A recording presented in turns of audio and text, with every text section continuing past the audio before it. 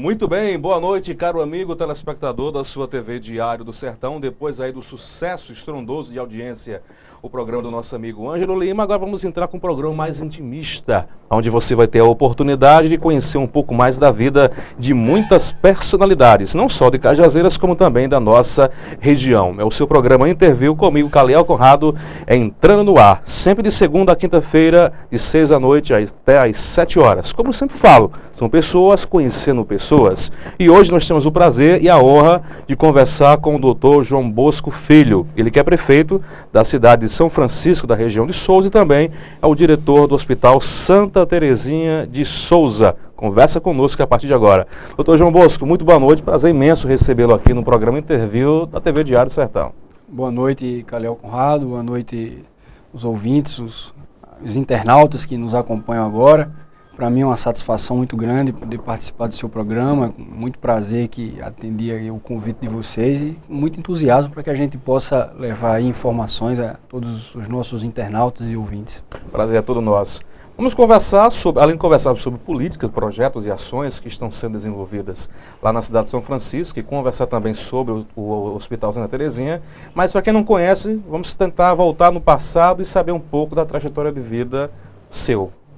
Vamos lá? Vamos lá. Nasceu aonde? Eu nasci na cidade do Rio de Janeiro, cara. Rio de Janeiro, carioca? Rio de Janeiro, um acidente de percurso, né? Na época, os meus pais eram residentes.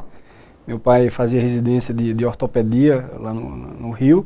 Minha mãe fazia residência de ginecologia também no Rio. E eram recém-casados. E aí vinha ao mundo lá na cidade maravilhosa. Que coisa boa, maravilha. Aí depois fiz a minha vida inteira na cidade de Souza, né? Costumo me apresentar como sertanejo, como souzense. Você passou quanto tempo lá no Rio de Janeiro? Até que idade? Até uns 2 anos de idade. 2 anos de idade. Depois meu pai veio para a cidade de Souza, onde o Dr. Chico e Fátima, seus irmãos, tiveram a iniciativa do Hospital Santa Terezinha e lá fiquei. Quem são seus pais? João Bosco Gadelha de Oliveira, que era médico, ortopedista. Foi prefeito também da cidade de São Francisco. E a minha mãe é a doutora Elisa Maria, que é conhecida lá na região como doutorizinha. Né? Há muito tempo também, mais de 25 anos lá na Labuta Médica. E são pessoas que eu tenho muito orgulho do meu berço, das minhas origens, né? Com certeza. Família de médicos só poderia dar também outro médico. É. A influência dos pais levou você à medicina? Com certeza. A influência do meu pai, a influência da minha mãe, né? Ser médico sempre foi um sonho desde muito pequeno tempo, já desde pequeno já alimentava isso aí, já decidi isso muito cedo e nunca consegui me ver fazendo outra coisa, como hoje também não me imagino em outra profissão a não ser a medicina, operar. Eu acho isso muito bom, eu sou muito realizado profissionalmente, graças a Deus. Isso é bom. Fazer o que gosta. Porque eu acho que é uma felicidade, você está fazendo o que você gosta, trabalhar naquilo que você sem quer, dúvida, né? Sem sombra de dúvida. Né? Você tem vontade de estudar, de melhorar, faz com dedicação, atende bem. A infância de João Bosco, era um menino peralta, era tranquilo, curioso, como era? Conta aí pra gente. Revele nos segredos que não sabíamos. Eu acredito que para estudar nunca dei muito trabalho não, nem na escola, nem em casa, graças a Deus sempre cumpri muito bem as minhas obrigações. Né? Mas como todo menino, sempre tive as minhas fases moleque, nunca fui um garoto muito comportado, muito quietinho não, sempre fui da galera do fundão, digamos assim. Fez muitas peraltices. Fiz muitas peraltices, mas depois tem um momento de você ter que encarar as coisas com seriedade, né? Depois fui a João Pessoa e fui fazer o científico, né? Depois a faculdade, e aí tive alguns atropelos depois da formação em medicina, mas consegui finalmente me estabelecer na cidade de Souza. Muito bem, lá em Souza, estudou aonde, doutor João Bosco? Em Souza eu estudei no Colégio Nossa Senhora Auxiliadora. Fiz lá até a antiga 7ª série, né? Depois eu fui para o Colégio Marista Pio X, onde eu concluí o ginásio e iniciei o científico. Depois eu fui ao Colégio PhD, que na época eu tinha sido formado. Perdi o meu primeiro vestibular, aí passei no meu segundo vestibular para medicina. O primeiro também a opção era medicina? O primeiro também a opção era medicina. Não logrou esse, mas insistiu, no segundo conseguiu. O primeiro vestibular eu saí fazendo prova Pernambuco, Paraíba, Rio Grande do Norte. Estava obstinado a fazer esse curso? E o segundo não. O segundo, rapaz, se der certo, vai ser aqui na Paraíba, eu quero ficar em casa e deu certo. Graças a Deus deu certo. Concluí o meu curso em janeiro de 2002. Qual instituição? Universidade Federal da Paraíba. Aí depois eu fui fazer residência médica na cidade de Belo Horizonte, na Santa Casa de Belo Horizonte. Fiquei lá por quase um ano, tive alguns problemas pessoais. Né? Que obrigou você a voltar? Me obrigou a voltar, eu voltei, fui ficar ao lado do meu pai. E depois que as coisas se normalizaram, né, eu tive que enfrentar mais uma vez a residência. Aí fui até a cidade de Campina Grande, próxima a Sousa. Fiz 2 anos, mais 2 anos de cirurgia geral. Depois eu fui para a cidade do Recife. Fiquei mais um ano lá fazendo cirurgias do aparelho digestivo, cirurgia laparoscópica, obesidade. Até que em março de 2008, eu voltei em definitivo para a cidade de Sousa. Muito bem. A sua infância foi aonde, ali em Sousa? Qual rua, qual bairro? Na rua João Alvino Gomes de Sá, a rua da igreja do Bom Jesus, próximo ali à prefeitura. Muitos irmãos? Tenho 2 irmãs. 2 irmãs? 2 irmãs. São elas? A doutora Maria Tereza, que é médica, hoje também está lá com a gente no Hospital Santa Terezinha, e a doutora Ana Emília, que é enfermeira, que também está com a gente lá no Hospital Santa Terezinha, e a diretora do Centro de Hemodiálise aqui da cidade de Cajazeiras. Você é o filho único, né, de homem? De homem sou filho único. Mas foi o caçula ou não? Não, sou o mais velho. O mais velho? Sou o mais velho. Ah, teve muitas cobranças por ser o primeiro, o primogênito? Não, meu pai sempre, meus pais, de uma maneira geral, sempre me cobravam as responsabilidades de acordo com a idade. Sempre tive muita liberdade para brincar, graças a Deus, nunca. Mas assim, as obrigações que eu tinha que cumprir com os meus estudos, né, digamos assim. Tinha que passar de ano, tinha que cumprir com os meus compromissos, né? Sempre honrou muito honrar com a palavra, sempre me cobrou muito isso, ser muito claro, ser muito honesto, ser sincero nas coisas, não ter enrolação. Então a cobrança era nesse sentido, era nisso aí, né? Eu que sempre me cobrei muito em dar resultado, em me responsabilizar pelas coisas na minha casa. Você sempre se cobrava muito, você? Sempre, ainda me cobro muito. Ainda me cobro muito, principalmente na ausência dele. O porquê dessa cobrança? Seria justamente pela ausência do seu pai? Talvez, é você difícil assuma de certa forma. Aí. Porque com o falecimento do seu pai, você como filho único acaba assumindo aquela imagem, né, do homem da casa. Seria isso, essa sua cobrança constante de perfeição, seria isso? Não, eu me cobrei de tentar manter as coisas como eram no tempo dele. Nunca tive a pretensão de ocupar o espaço dele, de procurar ser o pai das minhas irmãs, de forma alguma. Eu acho que isso... Mas será que inconscientemente você acaba não fazendo essa coisa meio de pai, irmão e pai? Não sei. Aí eu acho que talvez só elas para poder lhe responder. Mas assim, eu sempre procurei fazer com que a ausência dele, que é muito grande, ainda hoje é muito grande, fosse minimizada. Essa sempre foi a minha intenção, né? Ele faleceu foi em 2004, não foi isso? Ele faleceu no dia 7 de maio de 2004. Ele era prefeito da cidade de São Francisco. Era o primeiro mandato? Segundo mandato. Segundo mandato dele, foi o primeiro prefeito da cidade, estava no seu segundo mandato. A cidade é muito nova. Tem quantos anos, São Francisco? Agora nós vamos comemorar 17 anos 17 de vida anos, própria. né? Dia 19 e foi de o primeiro outubro. prefeito da cidade? Primeiro prefeito da cidade. Médico e acabou entrando na política. Médico, né? Ele sempre teve essa tradição lá em São Francisco, porque a vida do meu avô, a vida comercial do meu avô começou na cidade de São Francisco. Fez uma grande rede de amigos. Meu pai sempre gostou muito dos amigos. Da família dos Gadelha, seu pai, não é? Da família Gadelha. Então, já foi na Gadelha praticamente, tem um sangue político, né? É inevitável não conseguir, de alguma forma, estar na política, né? Mas lá em São Francisco, o Gen Gadelha, lá da minha família, é da minha avó. Pertence à minha avó. E a parte do meu avô é conhecido como os Oliveiras. Então lá em São Francisco a gente tem a tradição da família Oliveira, digamos assim. Nossa, deve ter sido um choque terrível, né? Perder o pai. Quantos anos ele tinha na época? Há 15 dias de fazer 55 anos. Nossa. Muito novo. Você estava em Belo Horizonte fazendo a residência, né? Estava em Belo Horizonte fazendo a residência. Você teve que interromper e voltar? Foi, nesse momento que quando ele adoeceu, em outubro de 2002, eu estava em Belo Horizonte, ele teve esse problema de saúde, e aí eu achei que era o momento de me dedicar a ele, e fiz isso com muita tranquilidade. E continuar o legado dele? Pelo menos tentar, né? A história dele. É aí quando eu voltei para você, eu acho que você de certa forma assumiu esse compromisso de dar continuidade como filho único, né? Assim, você falando dele, você tem um apreço muito grande por ele, né? Muito grande. Eu percebo isso aí. Não desmerecendo a sua mãe, mas parece que você tem um chamego especial com seu pai, né? Não, a gente tem uma cumplicidade muito grande. Nós nos entendíamos muito bem, né? Eu acho que meu pai era, sem sombra de dúvida, meu irmão. Era aquele cara que você dividia tudo, que não tinha mistério, não tinha segredo. A gente era um corredor e um batisteira, né? Então a gente se dava muito bem. Graças a Deus a gente tem um feedback muito bom, né? Então, assim, sempre me apoiou, sempre me deu muita responsabilidade, mas assim, ó, João, vai que eu tô aqui do teu lado, qualquer coisa. Isso é bom, formidável. Então eu consegui ter uma relação com meu pai muito boa e realmente, assim, a ausência dele é muito sentida e cada dia só aumenta, cara. Obviamente você conviveu com ele logo no início da projeção dele como político. Quando você viu ele adentrando ao campo político, sendo prefeito em São Francisco, você vislumbrava também futuramente aquilo? Rapaz, eu quero de repente, me tornei médico como meu pai, futuramente também quero ser político. Você já vislumbrava isso naquela época? Não, eu acho que as coisas foram acontecendo, né? Quando meu pai faleceu em maio de 2004, nós já tínhamos a nossa chapa já organizada. Então, como eu sempre tive uma participação muito intensa da vida dele, eu sabia as pretensões, sabia o que ele queria. E na ausência dele, nós resolvemos encarar a disputa, né?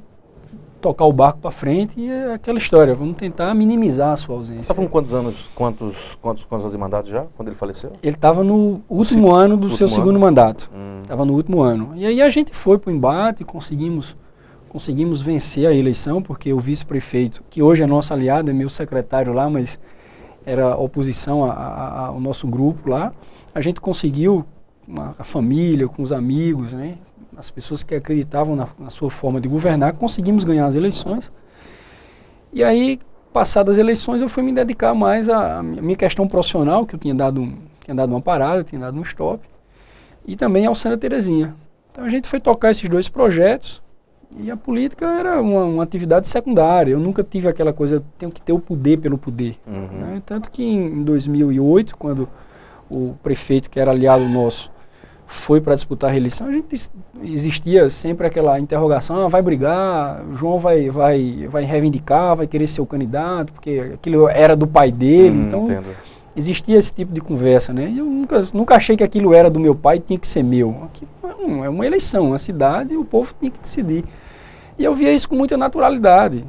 Se tiver que ser, vai ser em 2008, vai ser em 2012, vai ser em 2016. Eu tenho que continuar fazendo o que eu faço. Se der certo, maravilha. Se você não tivesse logrado êxito naquela época, você continuaria insistindo?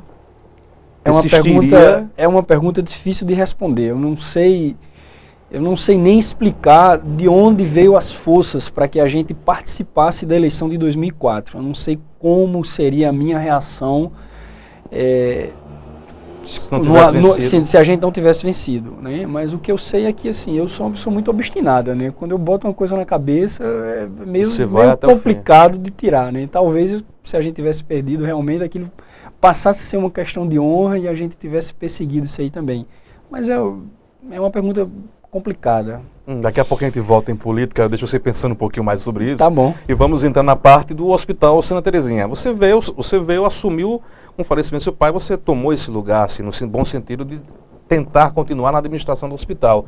E hoje está comprovado que a administração funcionou muito bem e hoje o Santa Terezinha é um hospital de referência na região. O Hospital Santa Terezinha, ele sempre teve uma coisa muito concentrada, né? Sempre assim, a época, no início de sua fundação, era com o Dr. Chico Corea, então era tudo muito na mão do Dr. Chico, né? Depois, com a ausência do Dr. Chico, passou a ficar tudo muito na mão de meu pai, do Dr. João Bosco.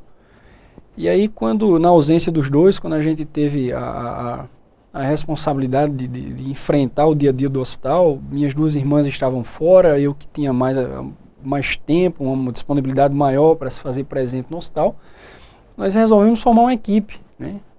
Instituímos a figura do administrador, remodelamos a questão física do hospital, investimos em pessoas mais jovens dentro do hospital, transformamos a parte financeira do hospital, transformamos a parte de faturamento do hospital, transformamos a parte de recursos humanos do hospital. Foi fundado quando o Santa Terezinha? Em 1981. 81. Até uma longa estrada já. Temos 3 décadas aí e meia já de história, né? E graças a Deus tudo que a gente planejou, né? Costumo dizer sempre, não faço nada sozinho. Temos uma grande equipe por trás que passa do setor de compras, do financeiro, do faturamento, da administração, da contabilidade. Então tudo isso a gente conseguiu transformar dentro do hospital, a gente conseguiu formar uma boa equipe de assessores, de forma que o hospital, graças a Deus, vem se mantendo aberto, né?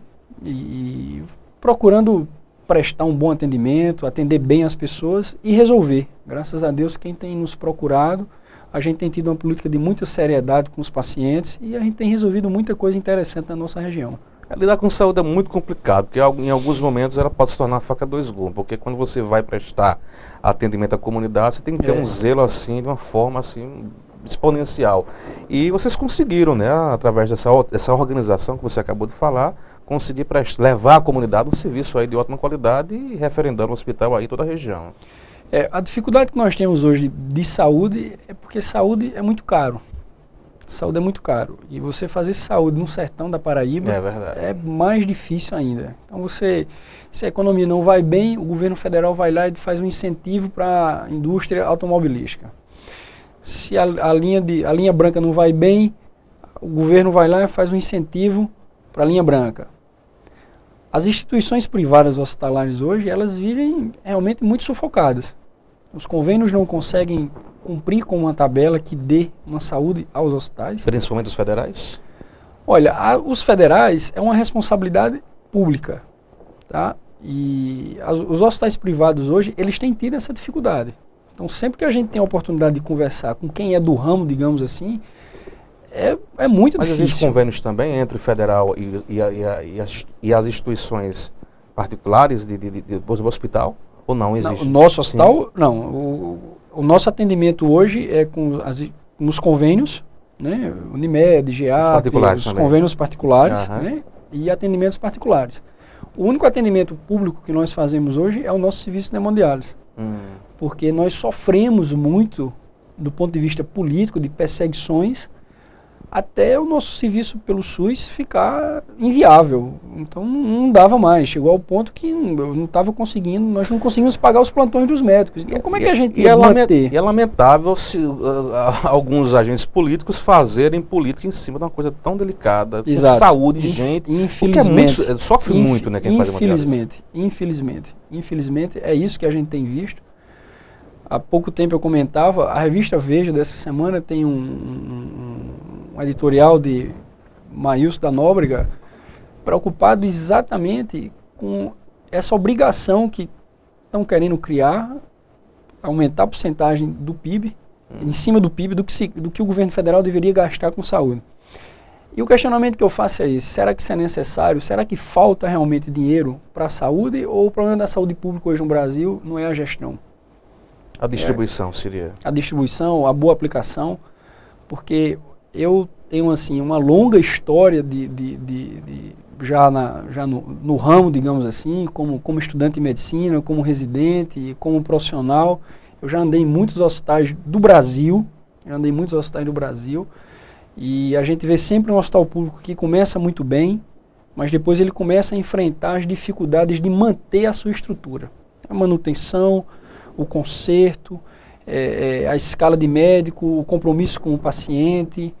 Então, e depois aí o hospital passa por uma fase muito ruim. Aí tem uma morte, tem um escândalo, aí o governo melhora, aí isso começa bem, aí depois cai de novo. E vive sempre nesse ciclo. Então, eu na minha modesta opinião, acredito que o problema de saúde pública no Brasil é um problema de gestão e não financeira. Mas a saúde pública, ela não é muito boa. Isso aí é notório. Tem muitas falhas. E essas falhas, de certa forma, não beneficiaria a saúde particular? De certa forma, beneficia. Não posso ser aqui... beneficia. Não tenha dúvida em relação a isso. Porque nós estamos vivendo uma era em que nós estamos aqui agora na cidade de Cajazeiras, mas alguém lá na China está nos vendo. Então a gente vive num mundo globalizado, onde as pessoas têm acesso à informação, o poder aquisitivo das pessoas está melhor.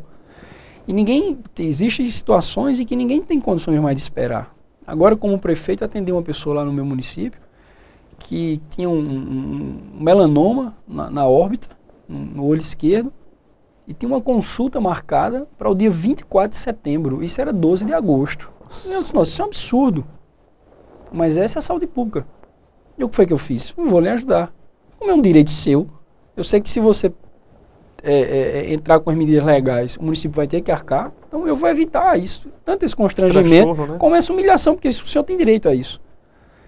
E aí a prefeitura ajudou no que pôde. E ele já está tratado, graças a Deus já está tratado. Mas foi pago. Isso foi a iniciativa privada que foi beneficiado com isso. Entendeu? Então eu acho que o grande problema da saúde do Brasil é que primeiro ela tem que se definir. Qual é o modelo que nós temos? É um modelo público? Não está definido. A Constituição de 88 não determina que é um modelo público. Então vamos acabar com o privado. Vamos acabar com o privado. Não vai ser privado? Então vamos acabar com o público. Porque vai existir sempre esse conflito de interesses. E você acha que o melhor seria o quê? Olha, privatizar a saúde? Eu acho que o melhor seria se trabalhar com metas. É isso que deve ser feito. Se trabalha com metas, olha, eu vou te contratar um serviço e eu quero isso aqui cumprido. Eu vou te contratar aqui 500 cirurgias por mês.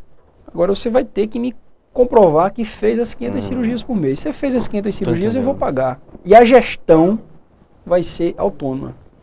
O público não pode ter gerência sobre ela. Porque senão vai entrar o apadrinhado político, vai entrar a pessoa do vereador, do secretário, do prefeito, de quem votou, de quem não votou. Então, mas hoje é difícil separar esse apadrinhamento político. É difícil, mas é isso que a sociedade tem cobrado. E a sociedade brasileira, ela precisa evoluir. Ela precisa evoluir.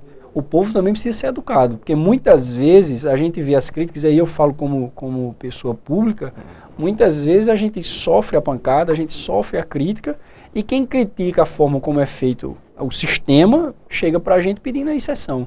Quer dizer, para um não pode, mas para ele pode. Então, isso é um processo. Isso é um processo. A gente precisa ter um povo realmente educado. Agora, por que é que a medicina de São Paulo é uma das melhores do mundo? A melhor do Brasil? Essa contratualização que existiu do governo do estado de São Paulo com as universidades. Chegou para a Universidade Federal, chegou para a USP, mas vocês vão assumir o hospital. Vou te dar o hospital pronto, vou te dar o hospital montado, vou te pagar X por mês e eu quero isso aqui atendido. E a coisa funciona dessa forma. Agora, existe uma contratualização, existe a discussão de uma tabela. Porque acho que a classe médica é uma classe difícil de se lidar, concordo, é uma classe extremamente difícil. Por quê? Olha, infelizmente eu não vou saber te explicar, mas é difícil. Talvez pelo ego, talvez por se achar uma pessoa, um profissional diferenciado, talvez pela responsabilidade que assuma, entendeu? E achar que é diferente, mas é um profissional complicado. Eu sei que é um profissional complicado. Mas não se pode hoje se desvalorizar tanto o serviço médico.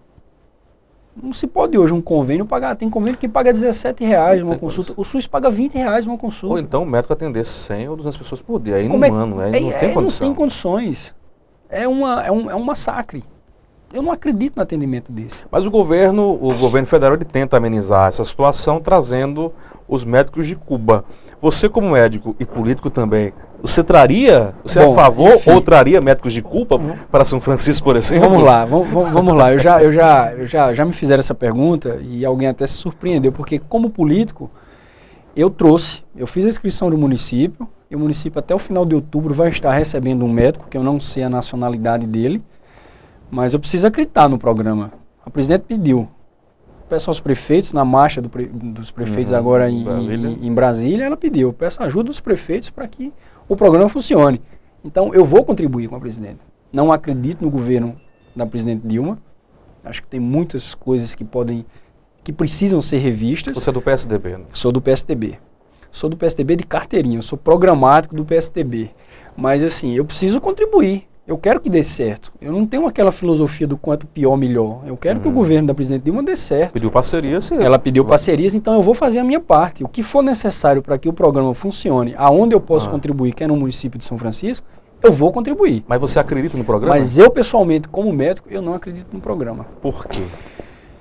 Primeiro, por que não vem um francês para cá?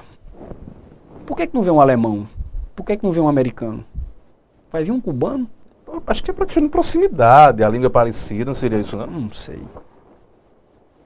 Porque eu acho que o que a gente tem que fazer... Quando você fala, por que não um alemão, por que não um francês? Os caras não vêm. É porque você acha que são melhores que os cubanos? São, claro. Você quer comparar a medicina da Alemanha, a medicina francesa, a medicina inglesa, a medicina americana. Quem que sai do Brasil para se tratar de um câncer lá em Cuba? Estou entendendo. Quem que sai do Brasil para tratar um câncer em Cuba? Tem uma leve impressão que você está tendo a impressão também de que esses médicos que estão vindo de Cuba, eles não estão tendo a qualificação devida? Talvez. Por que que eles têm que fazer um atropelo? Por que eles não fazem uma prova para ter um nível de proficiência como o nosso? As medicinas, elas são diferentes nos lugares. Eu já fiz medicina na França. Quer dizer, eu fui um ouvinte com medicina, um observador na França. E aí, o estilo é completamente diferente, os investimentos são completamente diferentes, a formação profissional são completamente diferente, entendeu? O investimento é diferente, a estrutura é diferente, o compromisso do governo com o médico e do médico com o paciente é completamente diferente. E achar que os cubanos, como se diz, não, mas vai vir espanhol para cá, não, mas vai vir português para cá, vai resolver o problema. Mas não são medicina de referência, né? Não são países que têm medicina de referência. Não são países que têm medicina de referência. Muitas vezes alguém fala assim, estou indo para São Paulo, melhor medicina do Brasil, mas você está indo para onde? Qual lugar que você está indo? Porque São Paulo tem a melhor, mas São Paulo também tem a pior. A mesma de Cuba, de onde está vindo, né? Está vindo dos locais... Existem profissionais em Cuba que terminam o seu curso sem conhecer um aparelho de ultrassonografia. E nós não estamos precisando só de medicina em atenção básica.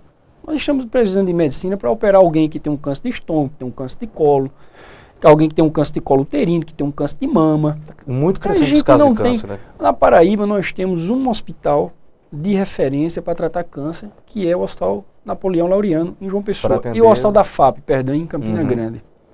Tá certo? E são hospitais que têm deficiência, que cortam investimentos, que deixam de atender pacientes porque não tem dinheiro.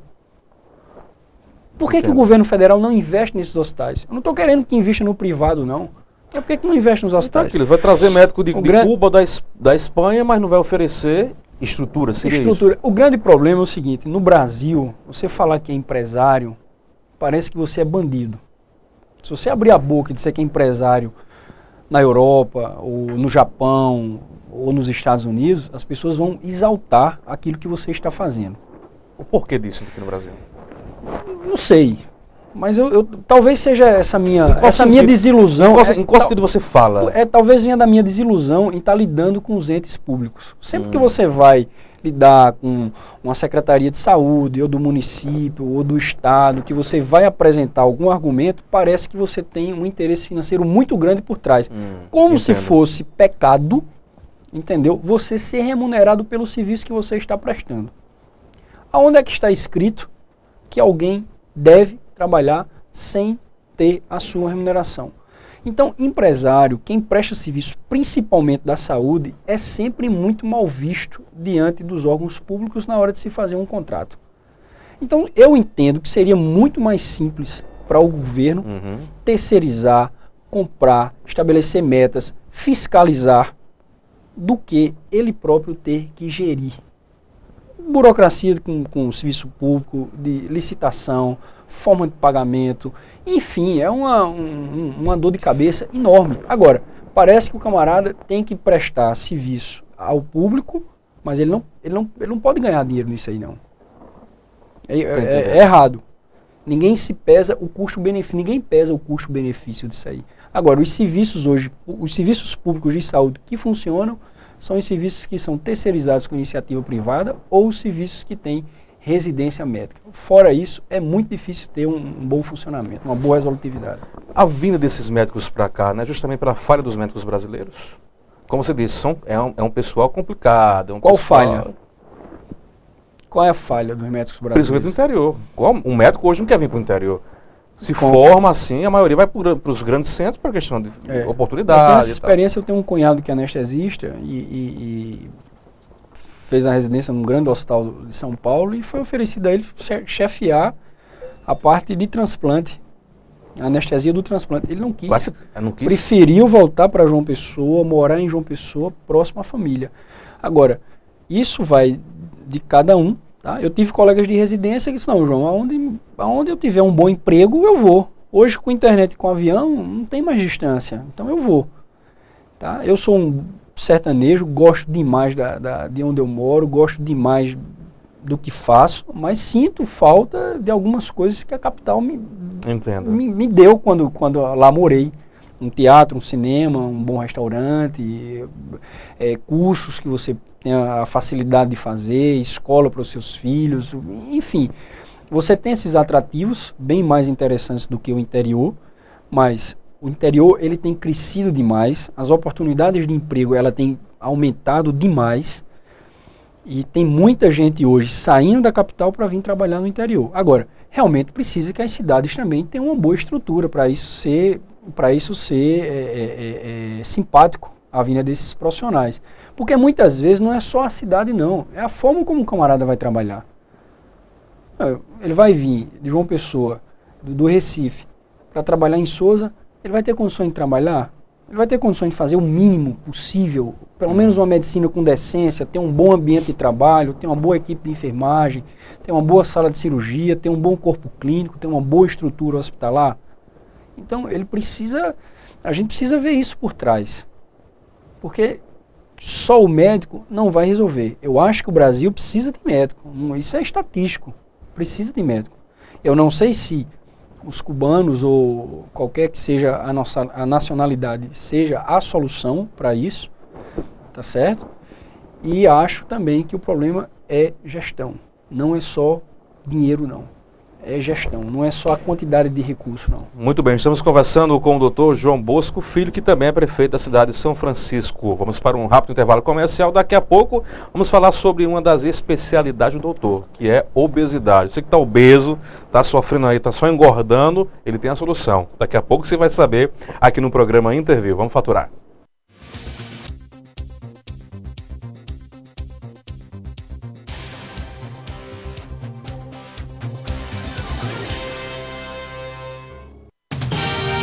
TV Diário do Sertão, a sua TV online.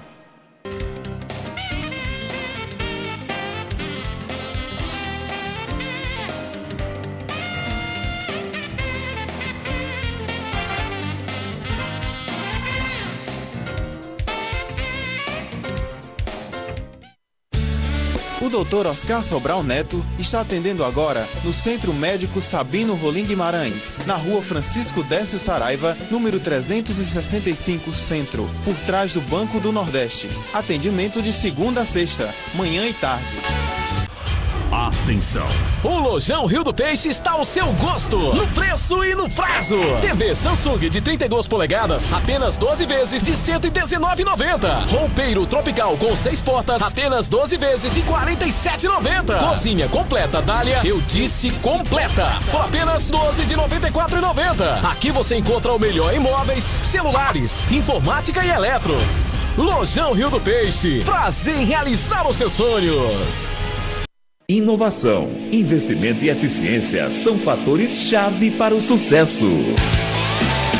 Seguindo essa linha, a Transportes Marajó continua sendo a líder no setor de transportes de carga na Paraíba. Presente em vários estados brasileiros, a Transportes Marajó está em franca expansão. Transportes Marajó, uma empresa do Grupo Zerinho. Fazemos acontecer. O Laboratório Central Lab acaba de receber novos e modernos equipamentos de análises clínicas, o Pentra 80 e o Syncron CX5, o segundo da Paraíba, rompendo a barreira da evolução tecnológica e oferecendo automação total. O resultado é mais agilidade na entrega dos resultados dos seus exames, com o reconhecido, renovado e certificado padrão de qualidade Controlab. Central Lab, um laboratório único, presente em 3 estados e 14 cidades.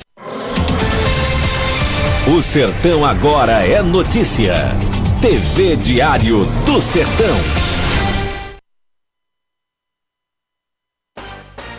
TV Diário do Sertão, a sua TV online. Assista a programação da TV Diário do Sertão através dos seguintes sites parceiros: setecandeeiros.com.br, acontecepb.com.br, alôsertão.com.br, araçazfm.com.br, blogdofurão.com, cajainformado.blogspot.com, canalnoite.com.br, cofemac.com.br, diamanteonline.com.br, folhavipdecajazeiras.blogspot.com, ibiaragora.com.br, pbatual.com.br, paraiburgente.com.br, pbinfoco.com.br, pedrabrancanews.com, radarpb.net, sertãoinformado.com.br e valeinformado.com. Fique de olho nas novidades.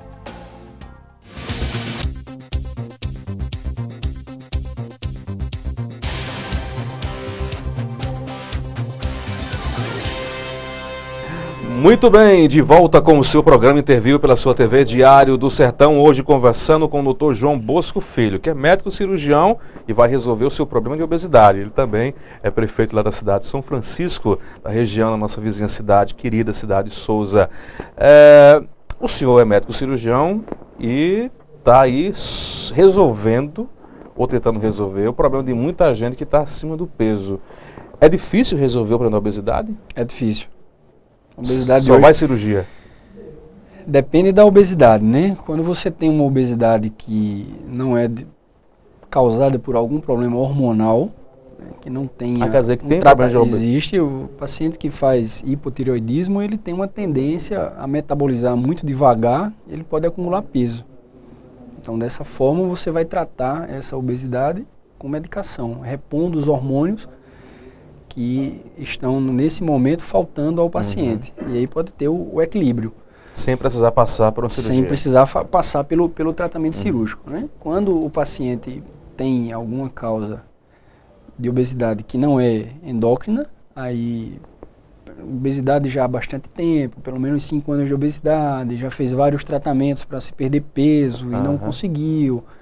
Você faz os cálculos lá, o IMC do paciente está muito alto, o paciente tem uma comorbidade, é hipertenso, é diabético. Se ele se encaixar dentro desse perfil, quando de fato a pessoa pode se considerar obesa? Não, estou acima do peso, estou gordo. Quando é assim, o cara está obeso, ela está obesa? É um cálculo matemático que você faz. Né? Você vai lá e calcula o índice de massa corporal, que é a divisão do peso, né? O peso do paciente dividido pelo quadrado da altura.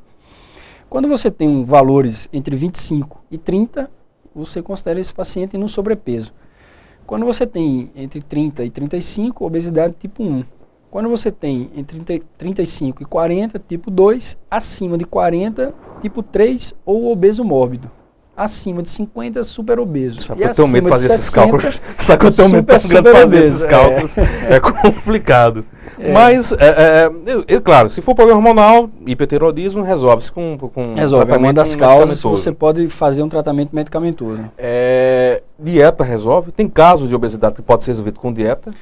Olha, quando é que realmente, deixa eu reformular a pergunta, quando é que entra realmente a cirurgia? Qual o caso, assim, não tem mais jeito, só vai na cirurgia? Normalmente os casos refratários ao tratamento clínico. Você não vai indicar para o paciente, porque muitas vezes o difícil não é só você operar. É você olhar para o paciente e você tem indicação de operar. Você indicar a cirurgia é um peso muito grande, é uma responsabilidade muito grande. Então aquele paciente que ganhou peso, nunca fez um regime, ele está obeso, fez o cálculo dele, ele tem um IMC de 37, mas está tomando um antihipertensivo, é diabético, mas ele fez o diagnóstico agora, nunca fez um regime, nunca fez uma dieta, nunca tentou perder peso. Esse paciente, normalmente, eu não me sinto à vontade para indicar uma cirurgia para ele de imediato. Eu acho que é mais interessante que o paciente tente perder peso, que ele faça uma reeducação alimentar. Se assim ele não estiver conseguindo, se ele estiver precisando de mais de medicações para pressão, se ele controlava minha glicemia só com a dieta, agora eu estou precisando do hipoglicemiante, agora eu estou precisando da insulina, aí é um paciente que a cirurgia tem um bom papel.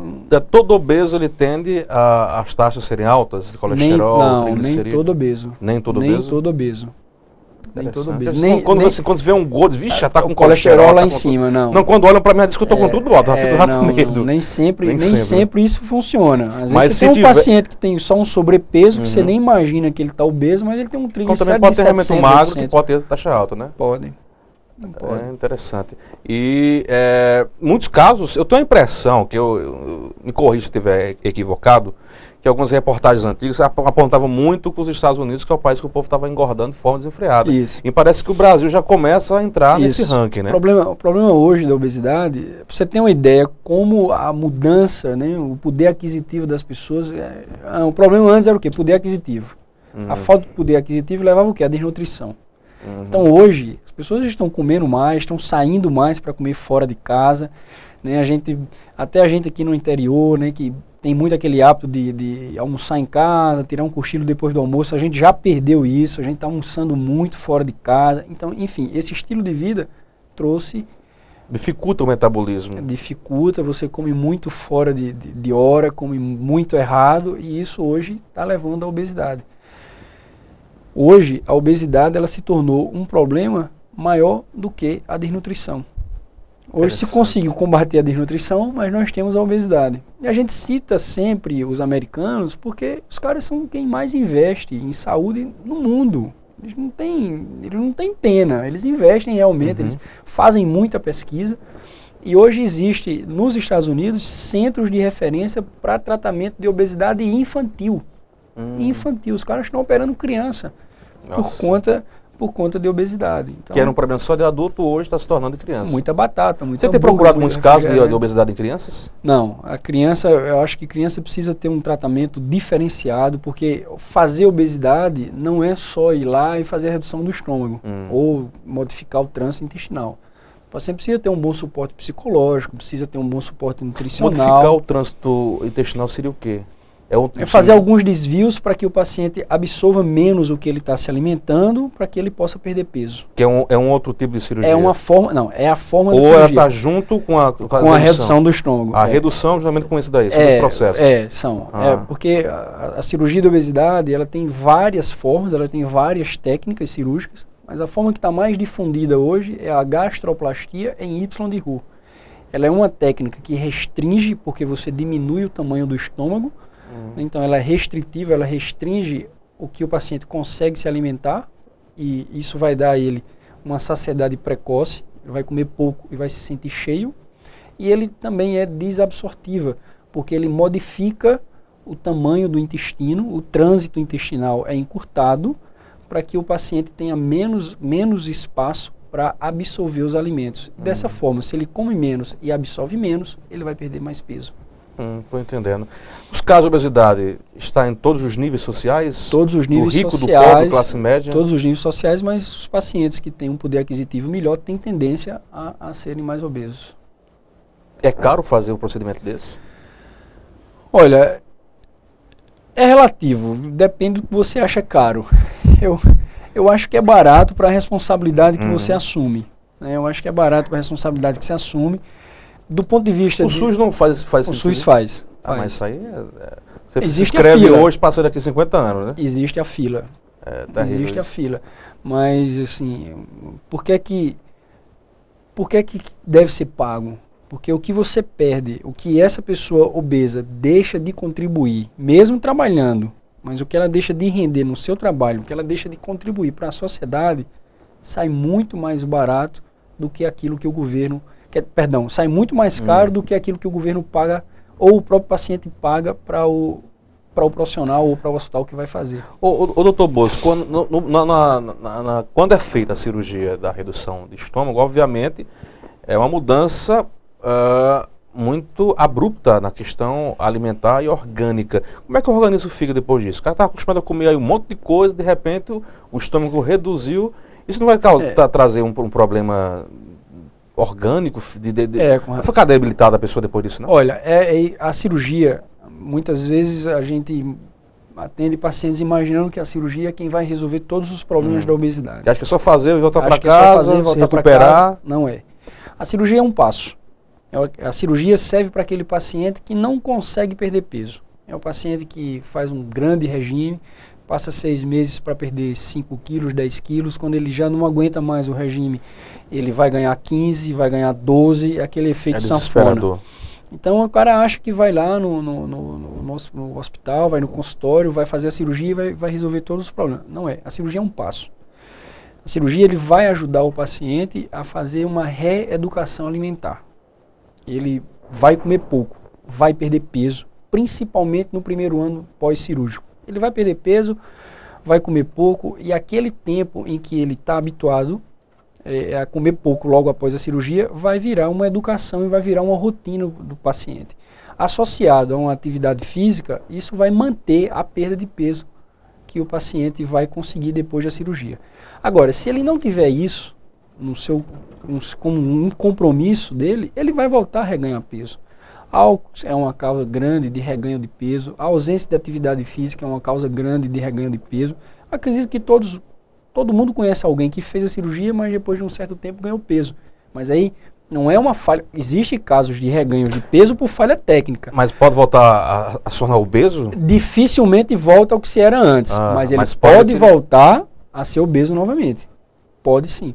Desde que ele não tenha um compromisso ou que tenha alguma falha técnica.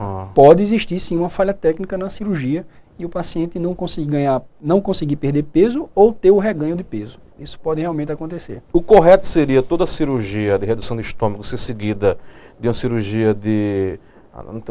cirurgia plástica. Plástica, para tentar... nem sempre.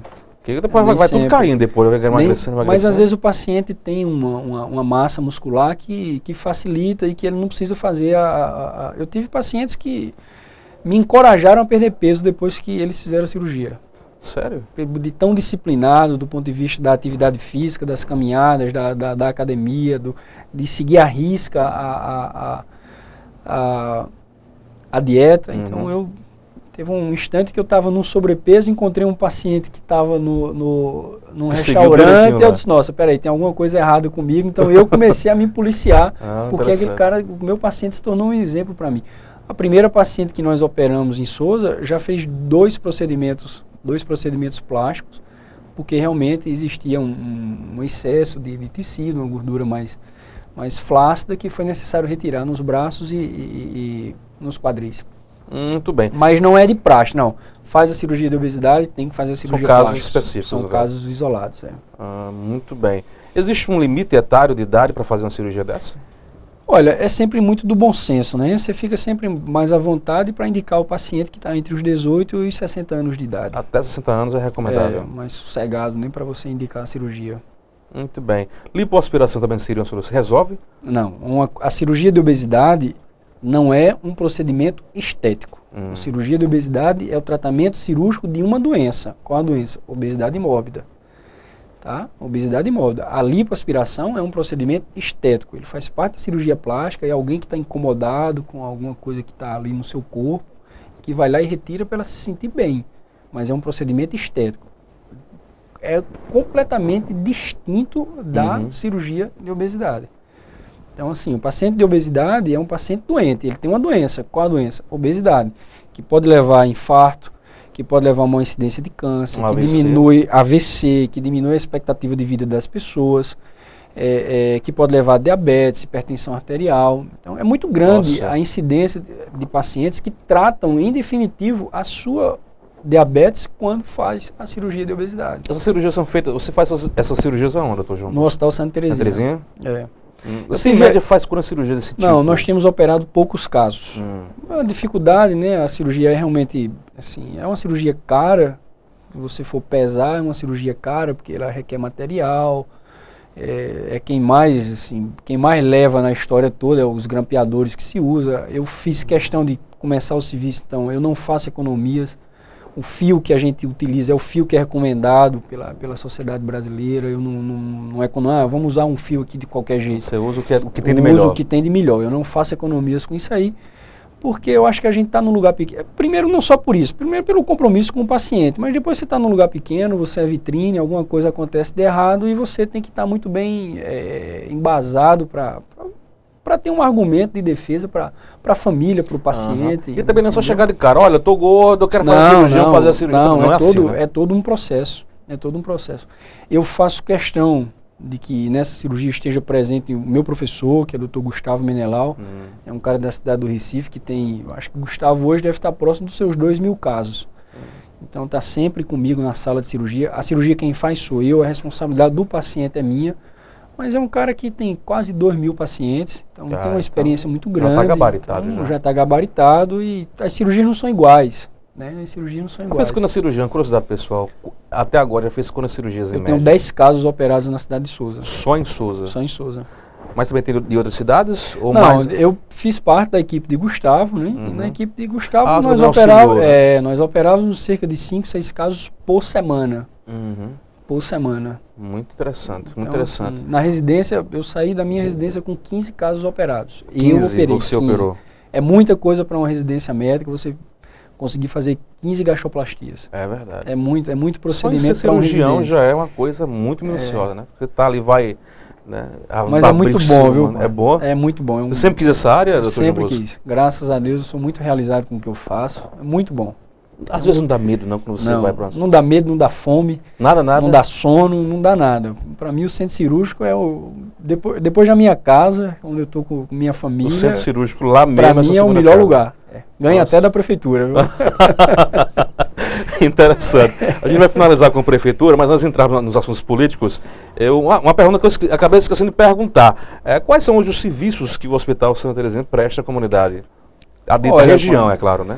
A gente tem uma satisfação imensa de dizer que hoje o Santa Terezinha é um hospital completo, né? Então, hoje você entra dentro do Santa Terezinha, você faz o exame de laboratório, você hemodiálise, né? Você faz a hemodiálise, você faz a tomografia, você faz a ultrassonografia, você faz a colonoscopia, você faz a cirurgia, você tem uma UTI, entendeu? Hoje acabamos de receber leitos novos para a UTI, vamos iniciar agora uma reforma no nosso pronto atendimento para que a gente possa acolher as pessoas com um pouco mais de conforto.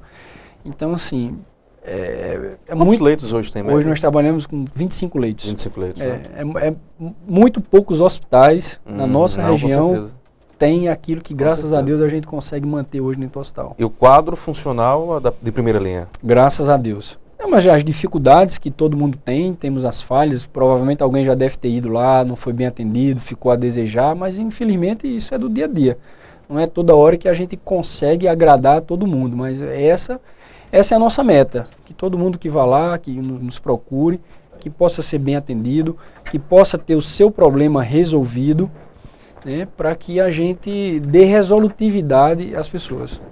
Muito bem, quem está acompanhando a gente, mandando um abraço para você, Dr. João Bosco, o vereador, inclusive já tive a oportunidade de entrevistá-lo aqui, é o Raoni, lá de João Pessoa, já mandando um forte abraço para você. Raoni Mendes. Raoni Mendes, amigo meu. Gente boa, já entrevistei ele aqui já.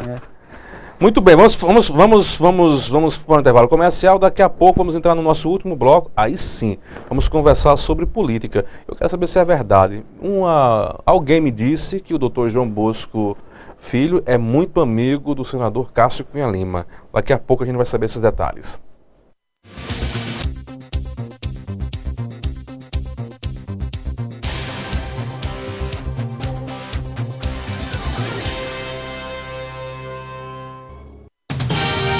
TV Diário do Sertão, a sua TV online.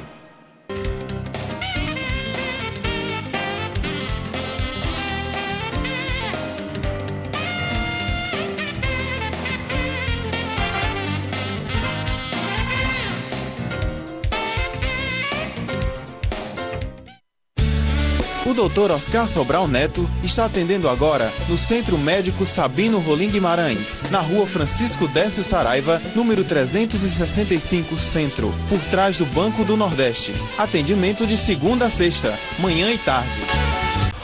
Atenção! O Lojão Rio do Peixe está ao seu gosto, no preço e no prazo. TV Samsung de 32 polegadas, apenas 12 vezes de R$ 119,90. Roupeiro Tropical com 6 portas, apenas 12 vezes de R$ 47,90. Cozinha completa Dália, eu disse completa, por apenas 12 de R$ 94,90. Aqui você encontra o melhor em móveis, celulares, informática e eletros. Lojão Rio do Peixe, prazer em realizar os seus sonhos. Inovação, investimento e eficiência são fatores-chave para o sucesso. Seguindo essa linha, a Transportes Marajó continua sendo a líder no setor de transportes de carga na Paraíba. Presente em vários estados brasileiros, a Transportes Marajó está em franca expansão. Transportes Marajó, uma empresa do Grupo Zerinho. Fazemos acontecer. O Laboratório Central Lab acaba de receber novos e modernos equipamentos de análises clínicas, o Pentra 80 e o Syncron CX5, o segundo da Paraíba, rompendo a barreira da evolução tecnológica e oferecendo automação total. O resultado é mais agilidade na entrega dos resultados dos seus exames, com um reconhecido, renovado e certificado padrão de qualidade Controlab. Central Lab, um laboratório único, presente em 3 estados e 14 cidades. O Sertão agora é notícia. TV Diário do Sertão. TV Diário do Sertão, a sua TV online. Assista a programação da TV Diário do Sertão através dos seguintes sites parceiros: setecandeeiros.com.br, acontecepb.com.br, alôsertão.com.br, araçazfm.com.br, blogdofurão.com, cajainformado.blogspot.com, canalnoite.com.br, cofemac.com.br, diamanteonline.com.br, folhavipdecajazeiras.blogspot.com, ibiaragora.com.br, pbatual.com.br, paraibaurgente.com.br, pbinfoco.com.br, pedrabrancanews.com, radarpb.net, sertãoinformado.com.br e valeinformado.com. Fique de olho nas novidades.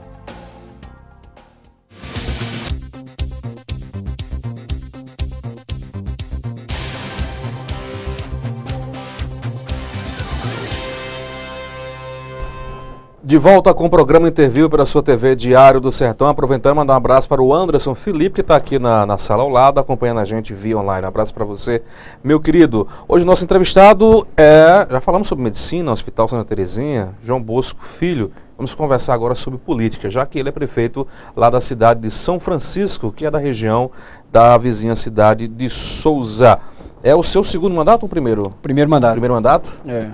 Muitas responsabilidades, muitos problemas enfrentados na cidade. É bem difícil, viu? Uma vida pública é complicada, muita burocracia, mas afinal de contas lidar com dinheiro público requer tudo isso, né? Então a gente tem encontrado algumas dificuldades, porque o meu hábito sempre foi determinar, fazer e muito cedo se receber o retorno disso, porque não era preciso licitar, não era preciso consultar ninguém. Então, assim, Você pegou a prefeitura de aliado ou adversário? Peguei a prefeitura de um aliado. Um aliado? É. Foi fácil?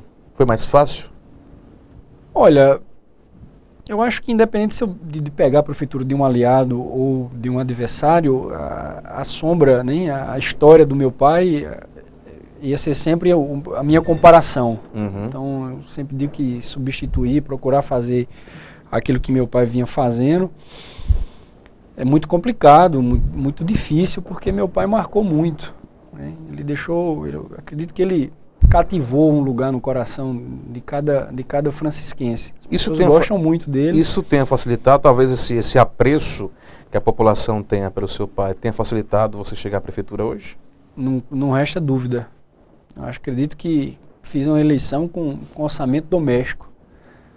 Tive essa felicidade de fazer uma eleição com orçamento doméstico, porque o trabalho prestado na cidade era muito grande, tanto pela minha família, né, pelo meu pai, pela minha mãe, mas também pelo meu tio, o Dr. Chico Corea, que teve um grande ciclo de amizades na cidade, pelo meu avô, que, como eu disse aqui anteriormente, começou a sua vida comercial na cidade de São Francisco. Então nós temos um grande laço de amizade na cidade. As pessoas idosas, as pessoas formadoras de opinião já me conhecem, têm um carinho muito grande, e eu acredito que isso foi o grande responsável pela minha eleição. Em outros 8 meses de gestão, o que você já conseguiu trazer de novidade para a cidade? Olha, Conrado, nós conseguimos agora já R$400 mil no Ministério das Cidades, uma pavimentação de um grande conjunto habitacional. Conseguimos agora no Pacto Social a ampliação de nossa maior escola que nós temos lá, mais 5 salas de aula, equivalentes aí a R$300 mil. Vamos agora inaugurar no dia 19 de outubro, dia da cidade, uma unidade de saúde, na comunidade de Dois Riachos, no valor de R$170 mil. Conseguimos agora, foi licitado na última sexta-feira, uma patrulha mecânica no valor de R$760 mil, em emenda do deputado federal Rui Carneiro.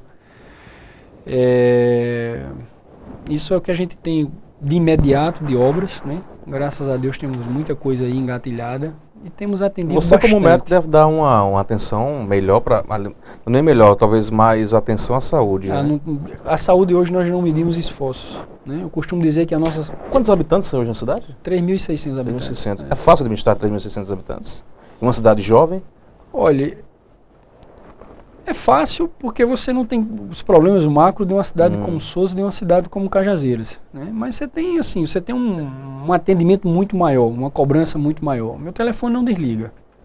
Pelo contrário, eu até tenho o hábito de retornar as ligações quando eu não posso atender no instante que me ligam, né? Mas foi um hábito, eu vi meu pai fazer isso, eu faço isso, já fazia isso antes de ser prefeito, porque às vezes liga um paciente, você opera alguém, tem uma dúvida, tem uma febre, claro, tem uma dor, e o paciente quer ter esse contato com o seu médico. Então eu já tinha esse hábito. Você trabalha praticamente 24 horas, né? Trabalho sem 24 horas. Ontem foi um dia que eu tive de folga, eu tinha 6 compromissos e não consegui. Eu tinha que ler a revista da semana, tinha que ler um livro que estava começando, tinha que estudar, tinha que fazer a planilha de contas da prefeitura e eu não consegui fazer nada. E aí esposa em casa, não pega no seu pé, não? E uma bebezinha agora, que vai fazer 3 meses agora. Qual o nome dela, da bebê? Mariana. Mariana.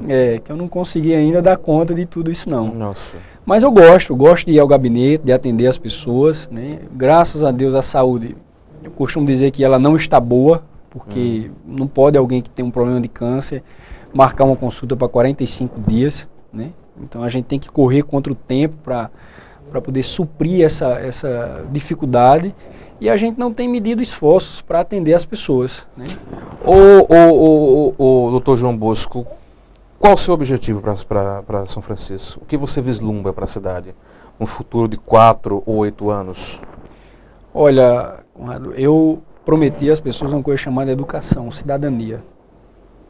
Cidadania. Hoje, São Francisco, apesar da seca em que a gente enfrenta, São Francisco é conhecido como a cidade das águas. Nós temos 4 açudes construídos nessas últimas gestões, 2 na época do Dr. João Bosco, 2 agora do ex-prefeito Zé Rofrantes. Um desses açudes abastece a cidade de Santa Cruz para que eles possam beber água. A cidade é quase toda pavimentada, a cidade tem praça, a cidade tem boas escolas, a cidade tem unidade de saúde. Então a cidade é o que a gente chama de uma bonequinha. É uma bonequinha. Graças a Deus, até hoje, nós não temos problema com INSS, nós não temos problema de precatório, nós não temos dívidas trabalhistas.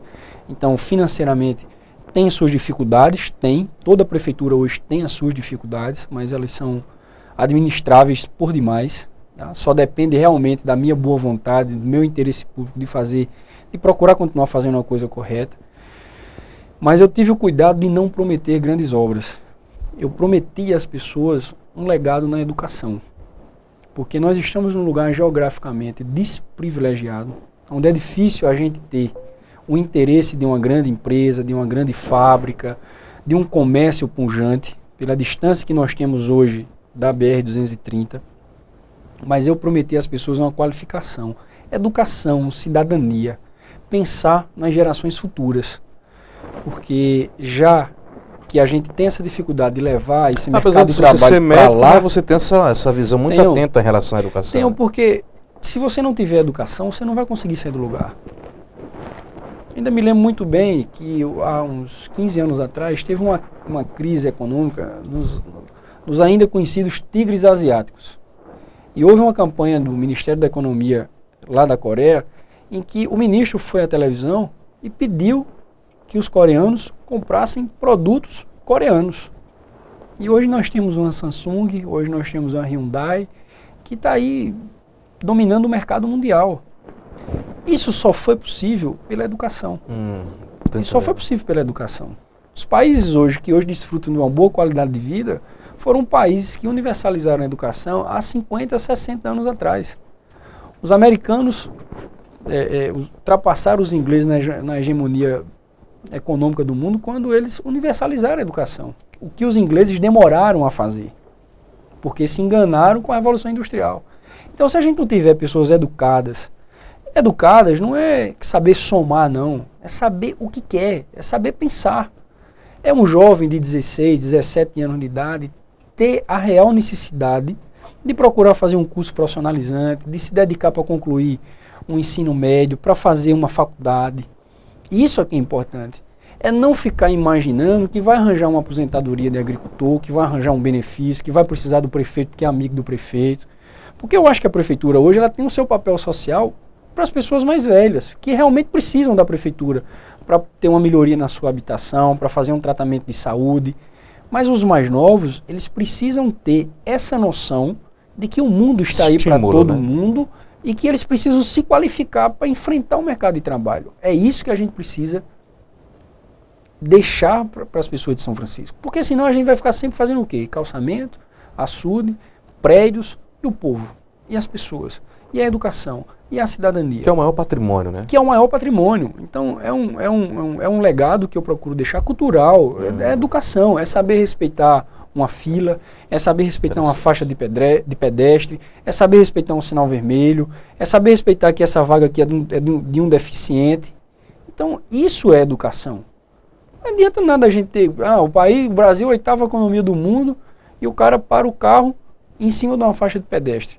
Para o carro numa calçada impedindo a passagem de um cadeirante que está lá, a rampa que foi construída, que tem uma placa, e o cara vai lá e para em frente. Isso não é educação. Nós não vamos ter soberania nunca enquanto tivermos ainda esse sentimento mesquinho. Muito bem, são 7h17. Estamos chegando ao final desse papo muito bom com o Dr. João Bosco Filho, que é cirurgião, resolve obesidade, diretor do Hospital Santa Terezinha e Souza, também prefeito da cidade de São Francisco. E agradecer também a presença do vice-prefeito Cajazeiras, Júnior Araújo, que está conosco aqui acompanhando ao vivo a entrevista. Nesse momento final agora, João, eu gosto de fazer um jogo rápido, onde eu faço uma menção a alguém ou alguma situação, e você diz o que vem à sua cabeça. Souza. Precisando avançar muito. São Francisco. Vamos continuar avançando. Cajazeiras. É um exemplo. Sua melhor lembrança de infância? Meu pai. Se não fosse médico, seria? Médico. Médico ou político? Médico. E a política, promissora? Se continuar me sentindo bem como estou me sentindo, será. Existe limite para seu desejo político? Enquanto a gente estiver buscando satisfação, realização, a gente vai... O limite é esse aí. Quando você consegue ter uma hora vaga, o que você gosta de estar fazendo? Rapaz... Fora da prefeitura, fora do hospital? Meu quarto para assistir um bom programa de televisão e ter uma boa leitura. Você lê muito? Procuro ler. Não sei se é o bastante, mas eu procuro ler. Tenho sempre uma... Seu último livro foi qual? Tempo Fechado. Que é de? Ken Follett. O que fala o livro? É um romance policial na área médica de um laboratório que perde um vírus para terroristas e... Daria um bom enredo de um filme de ação. Daria um bom enredo de um filme de ação. Política seria melhor se tivesse... Mais decência. Mais decência? É. Relação com o governo do estado? Muito boa. Cássio? Melhor ainda. É um amigo seu de conversa mesmo? Gosto muito dele, me tem muita atenção e eu também tenho muita atenção a ele. Esse mundo todo, Cássio versus Ricardo, você acredita nisso? Esse rompimento? Não. Acho que Cássio tem bom senso e não vai... Sabe que tem a hora dele, é a maior liderança política do estado, mas é um cara que respeita a democracia. Ricardo está no exercício do mandato, vem conduzindo muito bem a Paraíba. Ele tem direito à reeleição. Acredito que ele tem dado espaço a Cássio na hora do contraditório, tem ouvido o senador. Então acho que Cássio vai procurar preservar aí o bom senso, manter essa aliança, que eu acredito que é o melhor para eles, para nós que somos prefeitos e para Paraíba. Júnior Araújo.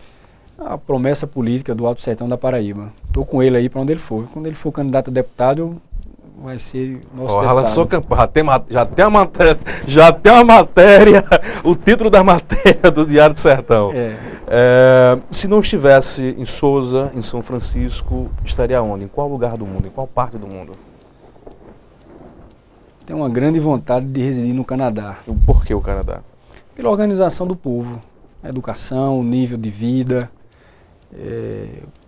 pouco número de problemas que o governo enfrenta. Não iria para Cuba? Não iria para Cuba, de forma alguma. Por que esse racismo com Cuba? Não, porque eu acho que Cuba as pessoas não têm liberdade. Um lugar onde você entra no supermercado e você tem limitação do que você vai comprar, um shampoo, um sabonete que você não pode levar o segundo porque o governo não te autoriza. Então eu acho que o governo, seja ele estadual, municipal e principalmente federal, ele é para dar às pessoas a iniciativa, para ensinar as pessoas a pensar. O governo tem que pensar pelas pessoas. O governo tem que ensinar as pessoas a pensar, não pensar pelas pessoas. Doutor João Bosco tem medo de quê? Eu tenho medo da morte. Da morte? É. Um sonho. O dia em que tudo vai estar resolvido e que você não vai ter nada mais para fazer, só aproveitar o seu prazer, o seu bem-estar, seu céu do brigadeiro. Muito bem. Filosófico isso, poético. Se você tivesse o poder de mudar algo, o que você mudaria? Se lhe fosse dado esse poder de mudar algo, aonde você quisesse, o que você mudaria? Rapaz, a cura do câncer. Viu? A cura do câncer? A cura do câncer. Se você pudesse estar, nesse momento, frente a frente com seu pai, o que você diria para ele? Muito obrigado. Por tudo. Muito bem. Conversamos com o doutor João Bosco Filho, aqui no programa Interview dessa segunda-feira que está só começando. Quase que eu tirava as lágrimas, gente. Quase que eu tirava. Chegou perto. Chegou perto, hein? Meu querido, obrigado, boa sorte. Agradeço, estamos às ordens. Parabéns pelo programa. Mais uma vez, me sinto muito honrado de ter podido participar aqui. E parabéns e muito sucesso aí para vocês. Muito bem. Final do Interview, nosso compromisso fica agendado para amanhã às 6 horas com mais um bate-papo. A todos vocês, bom começo de semana e até amanhã.